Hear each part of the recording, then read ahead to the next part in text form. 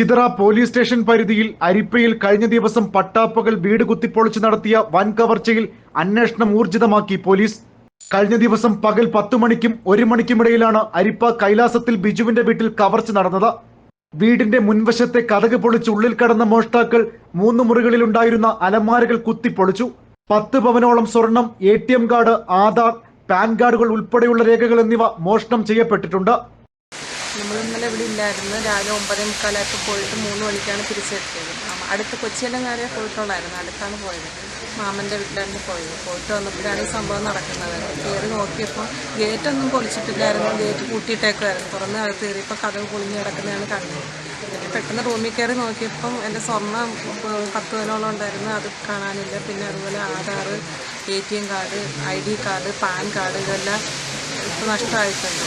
ഇത് ഇനിയിപ്പം ഏതൊക്കെ ബാക്കി എന്തൊക്കെ പോയിട്ടുണ്ടെന്നുള്ള കാര്യം അറിയാൻ വയ്യ. നമ്മളിതിനെ കയറി നോക്കിയിട്ടില്ല. നോക്കുമ്പോഴേ അറിയാൻ പറ്റിയ എന്തൊക്കെ പോയിട്ടുണ്ടെന്നുള്ളത്. ഇന്നലെ തന്നെ ചിതറ പോലീസ് സ്ഥലത്തെത്തി പ്രാഥമിക പരിശോധന നടത്തി. ഇന്ന് കൊല്ലത്ത് നിന്നും ഫോറൻസിക്, വിരലടയാള വിദഗ്ധർ എന്നിവരെ കൂടാതെ ഡോഗ് സ്ക്വാഡും എത്തി തെളിവുകൾ ശേഖരിച്ചിട്ടുണ്ട്. ലഭിച്ച CCTV ദൃശ്യങ്ങളിൽ നിന്നും ബൈക്കിലെത്തിയ 2 അംഗ സംഘമാണ് കവർച്ചയ്ക്ക് പിന്നിലെന്നാണ് പോലീസിന്റെ നിഗമനം. ചിതറ സർക്കിൾ ഇൻസ്പെക്ടർ ബിജുവിന്റെ നേതൃത്വത്തിലുള്ള പോലീസ് സംഘമാണ് കേസ് അന്വേഷിക്കുന്നത്. വീട്ടുകാരെ കൃത്യമായി നിരീക്ഷിച്ച ശേഷം ആസൂത്രിതമായിട്ടാണ് കവർച്ച നടത്തിയിട്ടുള്ളത്. വലിയ കല്ലുകൊണ്ട് കതക് പൊളിച്ചതായിട്ടാണ് വിവരം. പട്ടാപ്പകൽ നടന്ന കവർച്ച ആയതുകൊണ്ട് തന്നെ വേഗത്തിൽ പ്രതികളെ കണ്ടെത്തുകയാണ് പോലീസ് ലക്ഷ്യം. നാട്ടുവാർത്ത, മടത്തറ.